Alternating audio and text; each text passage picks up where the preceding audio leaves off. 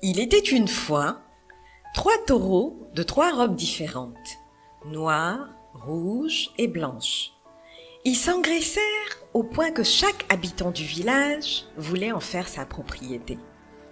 Un jour, les 3 taureaux se mirent à discuter. « Comme nous sommes aussi gras, il est temps de trouver des moyens de nous protéger contre les hommes. Car l'homme n'a pas de force, il est petit, mais doté d'une grande intelligence, dit l'un des taureaux. Les hommes peuvent décider un jour de nous immoler. Donc, quittons le village et réfugions-nous dans la forêt. Là-bas, on sera en paix, dit un autre taureau.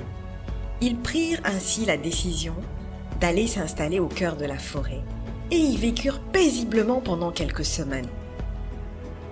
Un jour, surgit un lion qui fut stupéfait à la vue de ces bêtes bien grasses. « Ce n'est pas possible!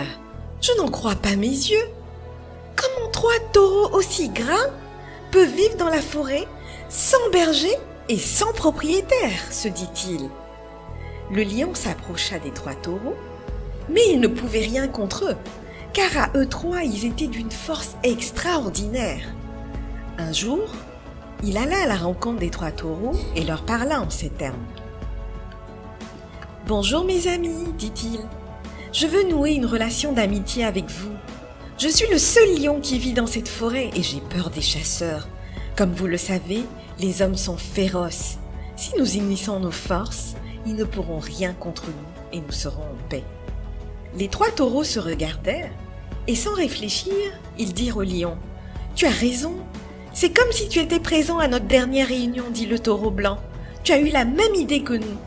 C'est parce que les hommes sont cruels que nous avons quitté le village pour venir nous installer ici. Soyons unis. » À partir de ce jour, les taureaux et le lion décrétèrent l'union sacrée.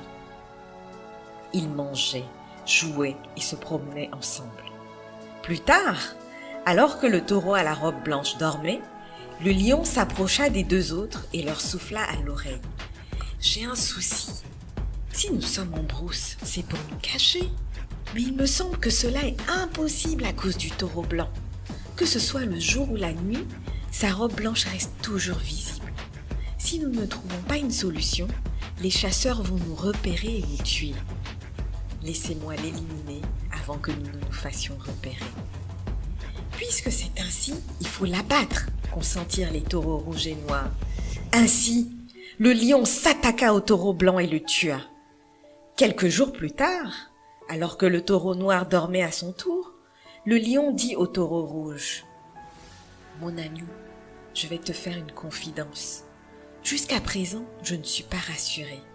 Les chasseurs pourraient toujours nous repérer à cause du taureau noir. Si on le tue, ce sera une protection totale pour nous 2. Personne ne pourra nous retrouver. » Le taureau rouge acquiesça. Sans attendre, le lion bondit sur le taureau noir et le tua.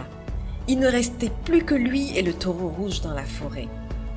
Un jour, le lion dit au taureau rouge « Mon ami, franchement, j'ai faim et je veux manger de la viande. » Le taureau rouge ouvrit grandement les yeux et lui rétorqua « Mon cher ami, si tu as faim, tu n'as qu'à aller à la chasse. » Le lion répondit en riant « Vous ne saviez pas que depuis le début, je vous trompe pour vous dévorer tous? Tu penses que je suis idiot au point d'aller chasser alors que tu es là ?» Le taureau rouge comprit que c'était à son tour de subir le même sort que ses 2 autres compagnons. Et il dit « Oh non! C'est pour cette raison que tu as noué une amitié avec nous? C'était pour nous abuser et nous anéantir l'un après l'autre? » C'est ainsi que le lion bondit, lui brisa le cou et le dévora. Comme dit l'adage, autant l'union fait la force, autant la discorde expose à une prompte défaite.